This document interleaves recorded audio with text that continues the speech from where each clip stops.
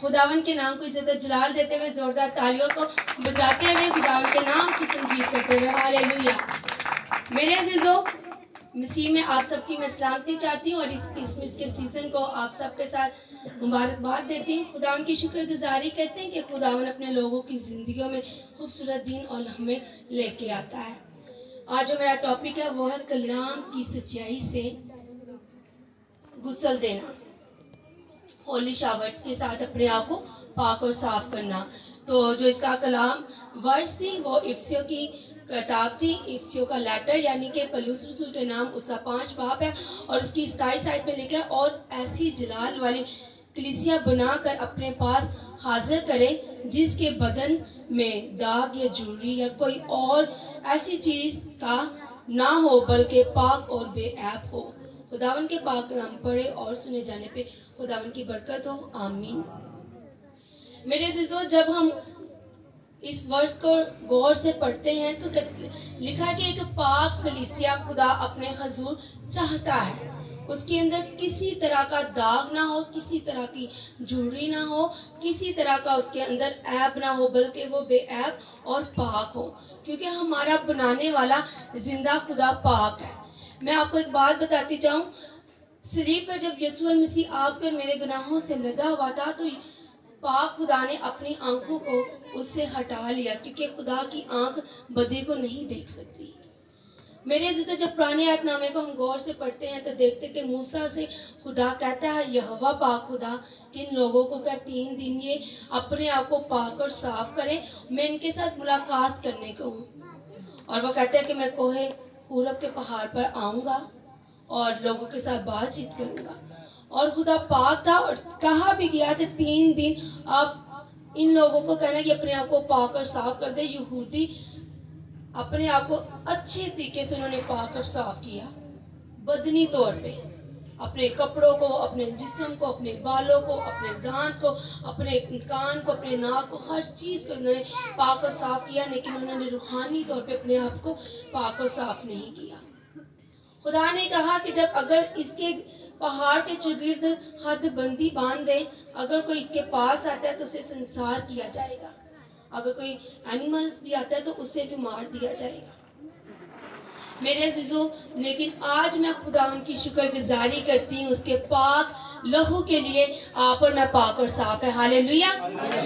आज हम जिस भी हालत में होते हैं, जिस्म साफ हो, कपड़े साफ हो या ना हो, दांत साफ हो या ना हो, हम खुदावन की हजूरी में आ जाते हैं। इस बात के लिए हम खुदावन की शुक्रगुजारी करते हैं। हालेलुया। मेरे अजीजों, जब हम पुराने अहदनामे को पढ़ते हैं, वहाँ पे जब लोगों को कोर होता था तो सरदार काइन उस बंदे को जाके देखता था और कहता था कि इसके अंदर कोर हो चुका हुआ है, और वो हर टाइम अपने आप को नापाक नापाक पुकारता रहता था। लेकिन आज हम खुदावन की शुक्रगुजारी करते हैं, हम पाक हैं। मेरे अज़ीज़ों, बहुत से लोग कहते हैं कि मैं गुनहगार हूँ, अपने आप को मत गुनहगार कहा कि अगर हम अपने आप को गुनहगार कहते हैं तो फिर जो सलीब पे कुफारा दिया गया है वो फजूल है। जो आपके लिए और मेरे लिए लहू बहाया गया वो फजूल होगा। ये इब्लीस आपकी जिंदगी में बातें डालता है कि तू गुनाहशुदा है, तू खुदा की हजूरी में नहीं जा सकता। आप इब्लीस की तमाम तस्वीरों को यीशु के नाम से डांटा करें, कहा करें कि उसका फजल ही मेरे लिए काफी है। उसके फजल को बयान करने के बाहिर है मेरे अजीजों, उसका फजल इतना खूबसूरत है मेरे अजीजों। लेकिन इस बात का इकरार करना है आपने अपने मुंह से खुदावन की हजूरी में कि मैं नापाक हूँ, खुदावन तू मुझे पाक कर। जब आप सच्चे दिल से अपने गुनाह का इकरार करते, माफी मांगते, उसी टाइम फौरन आपकी माफी शुरू हो जाती है, आपकी बहाली शुरू हो जाती है। इसकी बहुत खूबसूरत हमें मिसाल मिलती है जिसाया नबी की। वो एक नबी था, बड़ा अच्छा था। पुराने अहदनामा में उसने अंजील की खुशखबरी का काम किया हुआ है। बहुत ज्यादा उसने यीशु की खुशखबरी यानी यीशु की पहली आमद के बारे में इस्राएलियों लोगों को, यहूदी लोगों को बताया हुआ है। लेकिन वो इतना अच्छा खादम होने के बावजूद भी वो एक बदकार बादशाह के साथ रफाकत में था। जैसे ही वो बादशाह मर जाता है तो उसे एहसास हो जाता है कि ये मैंने गुनाह किया है। वो खुदावन की हजूरी में आता है और आके इकरार करता है خدا سے معاف کرتا ہے, بحال کرتا ہے. ہم خدا ان کی شکر گزاری کرتے ہیں آپ اور میں پاک ہیں, کیونکہ ہمارے ساتھ پاک روح ہر ٹائم ہوتا ہے. میرے عزیزوں, اگر ہم ناپاک ہوتے تو ہمارے ساتھ پاک روح نہ ہوتا. میرے عزیزوں, پرانے عہد نامے میں جب جب نبیوں نے کام کرنا تھا, پاک روح آتا تھا, اپنا کام کرتا تھا اور چلا جاتا تھا.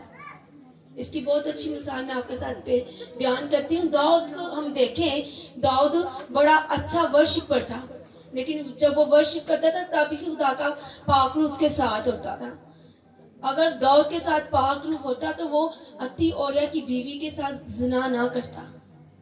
میرے عزیزو, ایک اور بات میں بتاؤں, اگر ہم گناہ کرتے ہیں تو ہمارا اندر سے ضمیر ہمیں جھنجھوڑتا ہے, ہمیں پاک روح اس چیز کا احساس دلواتا ہے کہ ہم نے یہ گناہ کیا ہے, تاکہ ہم اس کی معافی مانگیں. داؤد نے یہ گناہ کر بھی لیا تو داؤد کو احساس بھی نہیں ہوا, کیونکہ اس کے ساتھ پاک روح نہیں تھا.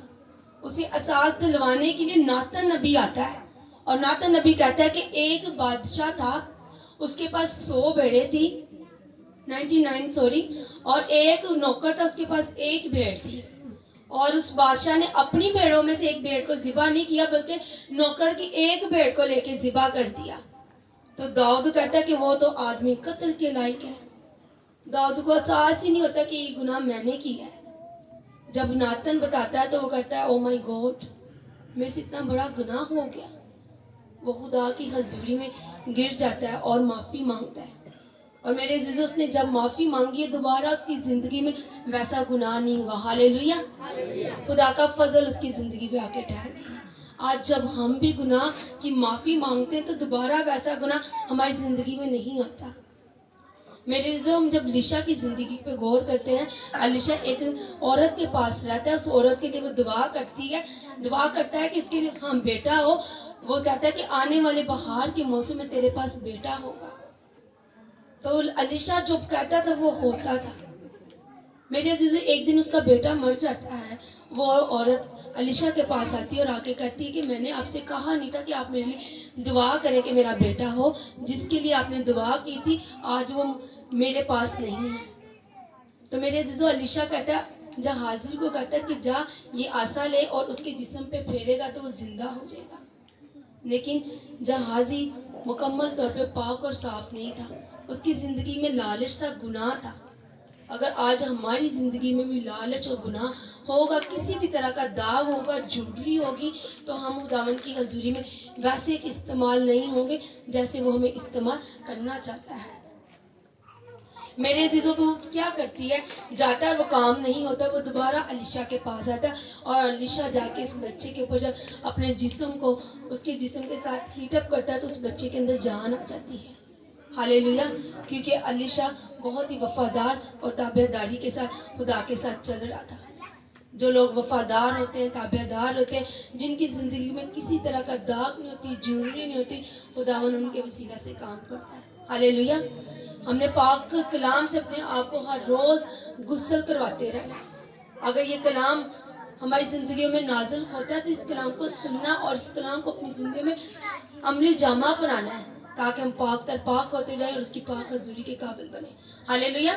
خداوند کے خوبصورت پاک کلام کے پڑھے اور سنے جانے پہ خداوند کی برکت ہو. آمین.